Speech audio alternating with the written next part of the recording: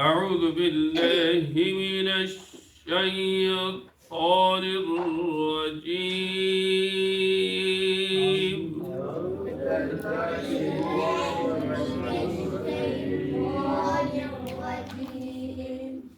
بسم الله الرحمن الرحيم.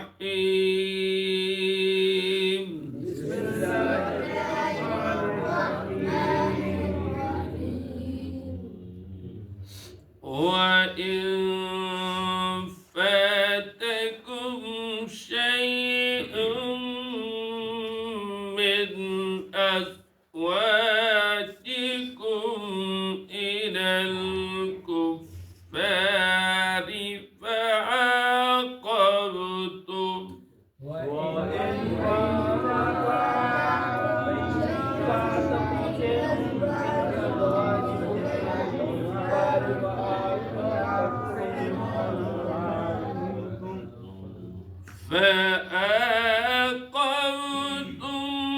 فآتوا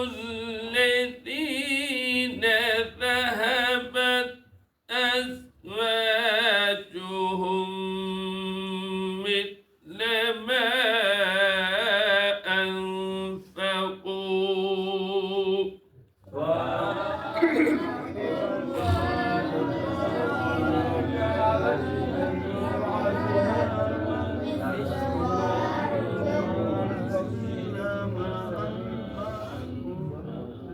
واتقوا الله الذي أنتم به مؤمنون.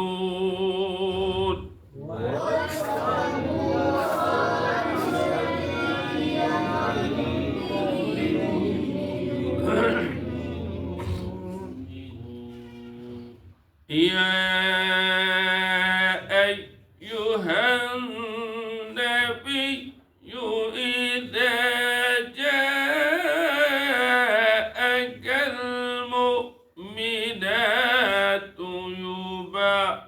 يبايعنك على أن لا يشركن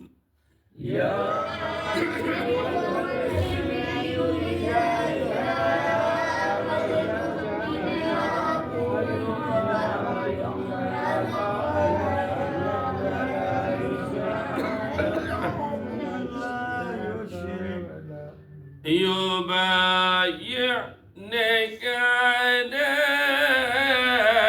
أن لا يشركن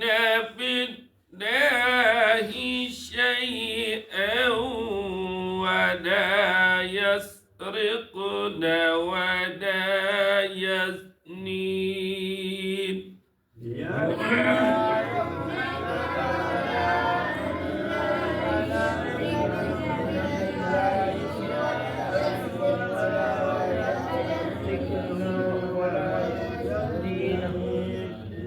ولا يزنين ولا يقتلن أولادهن ولا يأتين ببهتان يفترينه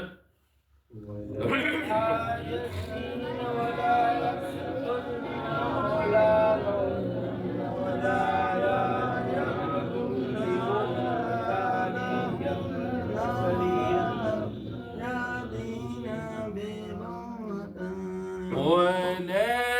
يأتين ببهتان يفترينه بين أيديهن وأرجلهن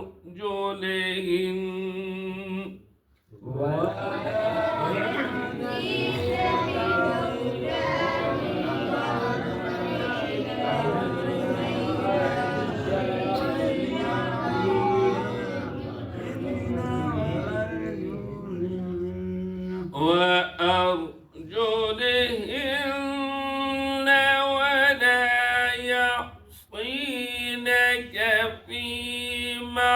بمعروف فبايعهن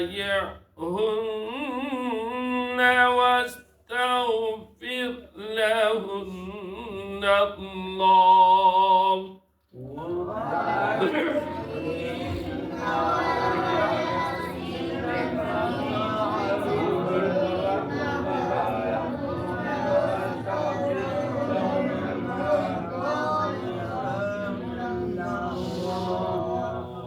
إن الله غفور رحيم.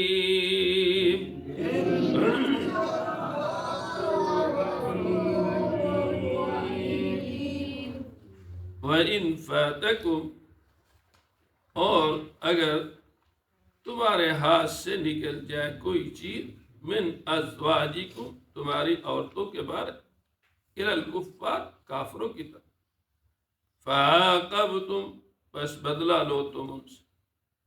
فآتوا الذی، اور دو ان لوگوں کو، ذہبت ازواجہم، جو جاتی رہیں ان کی بیوی، مثل ما انفقوا، اس کی مثل جو انہوں نے خرچ کی، واتقوا اللہ، اور اللہ سے ڈرو، وہ اللہ، انتم بہ مؤمنون، جس پر تم ایمان لائے. یا ایھا النبی، اے نبی صلی اللہ علیہ وسلم، اذا جاءک المؤمنات، کہ جب آئیں تیرے پاس مومن عورتیں، یبایعنک، کہ بیان کرتی ہے آپ، علی، اس بات پر، کہ اللہ یشرکن باللہ، کہ وہ شرک نہیں کریں گی اللہ کے ساتھ، شیئا، کسی کو شریک نہیں کریں گی اللہ کے ساتھ کسی ایک کو، ولا یسرقن، اور نہ چوری کریں گی، ولا یزنین، اور نہ زنا کریں گی، ولا یقتلن،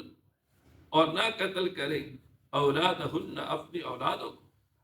ولا یأتین، اور نہیں آئیں گی، ببہتان،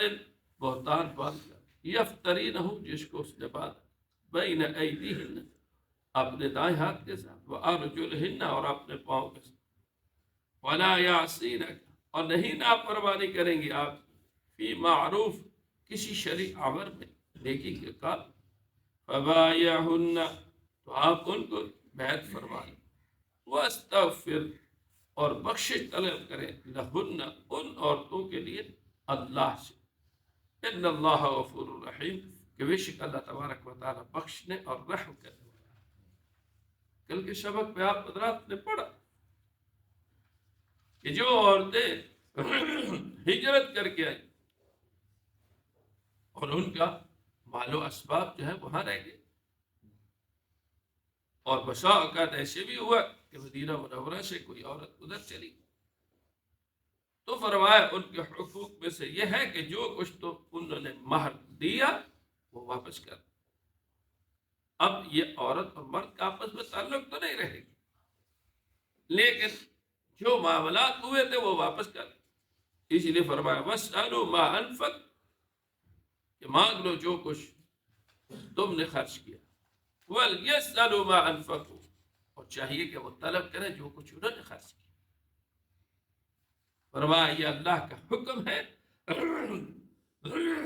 اور یہ اللہ نے تمہارے درمیان فیصلہ کیا. وہ اللہ علم والے بھی ہیں، حکمت والے بھی. اب اس کی ایک اور صورت بھی ہے، اور وہ کیا ہے کہ بسا اوقات ایسا ہوتا ہے کہ یہاں کی عورت جو ہے وہ کفرستان میں چلی، کافروں کے پاس چلی. آپ ظاہر ہے کہ کافر لوگ جو ہے وہ جو خرچ کی وغیرہ ہے یا حق مہر وغیرہ ہے وہ واپس نہیں کر رہے. تو فرمایا فَعَاقَبْتُمْ، کہ تم ان کے ساتھ بدلہ کرو. بدلہ کی دو صورتیں، یا تو ان کو معاملات میں ایسے طریقے سے لے آؤ کہ جو اخراجات تم نے کیے ہیں وہ ان کو دے دو، اور جو تم نے کیا ہے وہ دے دے، اور جو انہوں نے کیا ہے آپ ان کو دے دو. یہ بھی ادلا بدلہ. اور ایک صورت یہ ہے کہ فَعَاقَبْتُمْ، کہ تم ان پر حملہ کرو. مال غنیمت آئے گا، اور مال غنیمت میں جو چیزیں آپ کے پاس آئیں تو پھر ان بیویوں کے خامدوں کو بھی دو جو ہے، جو بیویاں جو ہے کفار کی طرف چلی گئی تھی اور ان کے خامدوں کے پاس جو ہے کچھ بھی نہیں تھا ہے، اور حاکمہ جو ہے وہ باقی سامان بھی وہ لے کے گئی، تو فرمایا فآتوا الذین ذهبت ازواجهم مثل ما انفقوا، تو یہ ہمارے غنیمت جو ہے پھر ان مردوں کے درمیان تقسیم کیا جائے کہ جن کی عورتیں جو ہے وہ دار الکفر کی طرف چلے گی۔ فرمایا واتقوا اللہ، اللہ سے ڈرو، وہ اللہ کہ انتم به مؤمنون، کہ جس کے ساتھ تم ایمان لائے، کہ جب ایمان لائے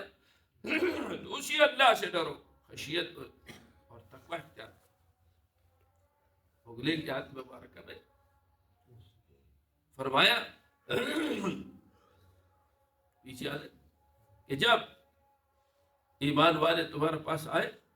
عورتیں ہیں یہ مرد ہیں، تو تم ان کا امتحان لو۔ تو اب امتحان کی کئی صورتیں، اور میں سے ایک صورت یہ بھی ہے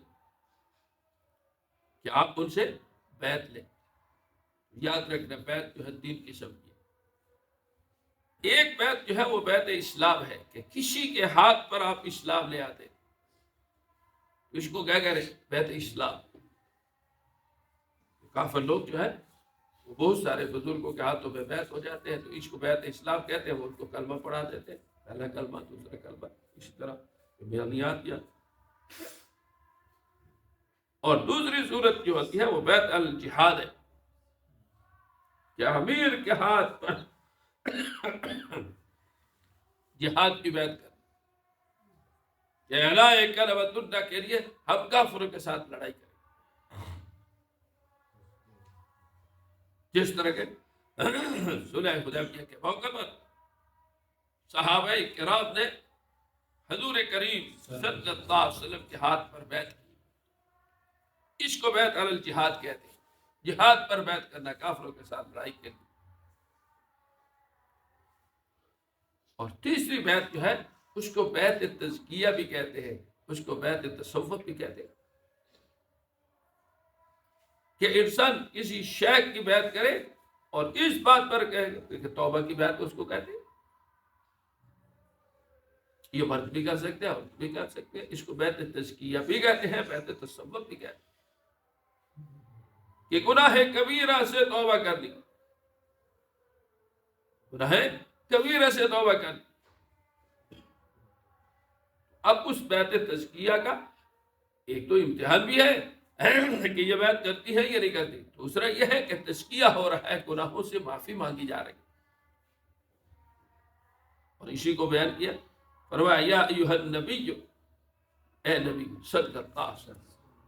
اذا جاءک المؤمنات، کہ جب عورتیں ایمان والی آپ کے پاس آئے، آپ ظاہر ہے کہ ایمان تو پہلے ان کے اندر موجود ہے نا، جب ایمان اندر ہے تو اسی لیے مومنات کہا گیا۔ تو اب جو آگے بیعت کا تذکرہ ہے تو فرمایا یہ بیعت تزکیہ ہے، ان کے دلوں کی صفائی، گناہوں سے معافی، جس کو بیعت تصوف بھی کہتے ہیں۔ فرمایا یبایعنک، کہ وہ بیعت کرنا چاہتی ہے آپ سے، کس بات پر؟ کہ لا یشرکن باللہ شیء، کہ اللہ کے ساتھ کسی کو شریک نہیں کرے، نہ اللہ کی ذات میں کسی کو شریک کریں گے، نہ اللہ کی جو ہے ذات صفات میں کسی کو شریک کریں گے۔ اللہ وحدہ لا شریک ہے، وَإِلَٰهُكُمْ إِلَٰهٌ وَاحِدٌ لَا إِلَٰهَ إِلَّا هُوَ الرَّحْمَٰنُ الرَّحِيمُ۔ ایک تو شرک سے معافی، آئندہ جو ہے اب شرک نہیں کریں گے۔ دوسرا وَلَا يَسْرِقْنَ، چوری نہیں کریں گے، جس طرح شرک گناہ کبیرہ ہے اس طرح چوری بھی گناہ کبیرہ ہے۔ وَلَا يَزْنِينَ، اور اس طرح زنا بھی نہیں کریں گے۔ اور وَلَا يَقْتُلْنَ أَوْلَادَهُنَّ، کہ وہ اپنے اولادوں کو قتل بھی نہیں کریں گے۔ پہلے یہی ہوتا تھا کہ بچی پیدا ہو گئی تو اس کو زندہ ترگور کر دیا جائے، تو فرمایا کہ اس سے بھی بچے گی کہ وہ کسی اولاد کو قتل نہیں کرے گی۔ وَلَا يَأْتِينَ بِبُهْتَانٍ، اور نہیں لائیں گے بہتان، کہ کسی یفترین ہو جو جس پر باندھ دیے، بین ایدیہن وارجلہن، ہاتھوں کے ساتھ اور پاؤں کے ساتھ، یعنی طرف سامنے کسی پر بہتان میں نہیں باندھ، ولا یعصینک، اور نہیں نافرمانی کریں گے آپ کی، فی معروف، کسی شرعی حکم میں، جو کچھ اللہ کے رسول صلی اللہ علیہ وسلم فرمائیں گے اس پر عمل کریں گے، اور جس سے روک دیں گے اور اس سے روک دیں گے، یہی ہے وما آتاکم الرسول فخذوہ وما نہاکم عنہ فانتہوا، جو اللہ کے رسول صلی اللہ علیہ وسلم سے لے اس کو لے لو، اور جس سے منع کرتے اسے رک جاؤ۔ تو فرمایا یہ ساری کی ساری چیزوں پر وہ آ کے آپ کی بیعت کریں گے، تو فرمایا فبایعہن، تو آپ ان سے بیعت کر لیں، فبایعہن، ہم ان کی بیعت کر لیں، وہ عورتیں جب بیعت کرنے آئے تو آپ ان سے بیعت لے لیں، اور صرف بیعت ہی نہیں، فرمایا واستغفر لہن اللہ، اور ان کے لیے اللہ سے بخشش کی طرف۔ تو یہ وہ بیعت تزکیہ ہے جس کو بیعت توبہ کہتے ہیں۔ تو صحابہ کرام رضوان اللہ تعالی علیہم اجمعین نے بھی حضور کریم صلی اللہ علیہ وسلم کی بیعت کی، جو مشکوٰۃ شریف میں صحابہ فرماتے ہیں بایعنا رسول اللہ کہ ہم نے حضور کریم صلی اللہ علیہ وسلم کی بیعت کی اس بات پر کہ ہم اللہ کے ساتھ کسی کو شریک نہیں کریں گے، چوری نہیں کریں گے، زنا نہیں کریں گے، اور کسی کو ناحق کسی کو قتل نہیں کریں گے، اسی طرح بہتان نہیں مانیں گے، کفر نہیں اختیار کریں گے۔ تو فرمایا کہ جب رسول اللہ صلی اللہ علیہ وسلم کے ہاتھ پر یہ بیعت ہو گئی تو اب رسول اللہ صلی اللہ علیہ وسلم فرمایا واستغفر لہن اللہ، کہ آپ ان کے لیے کیا کریں، بخشش کریں۔ اس کو کہتے ہیں بیعت تزکیہ، اور وہاں سے لے کر آج تک، اور اسی طریقے سے ابد الآباد تک جو ہے، یہ جس طرح تعلیم قرآن کا سلسلہ جاری ہے، تعلیم سنت کا سلسلہ جاری ہے، اسی طریقے سے بیعت تصوف کا سلسلہ بھی جاری ہے، اور یہ حضور کریم صلی اللہ علیہ وسلم کے اوصاف میں سے ایک وصف یہ بھی ہے کہ وہ یزکیہم، کہ آپ جو ہے تزکیہ فرما دیں صحابہ کی۔ فرمایا ان اللہ غفور رحیم، فرمایا اللہ تبارک و تعالی جو ہے بخشنے والے، اپنے حیات رحم کرنے والے۔ الحمد للہ والصلاة والسلام، اللهم صل على محمد وعلى آل سيدنا مولانا ورسول، صل على المؤمنين والمؤمنات،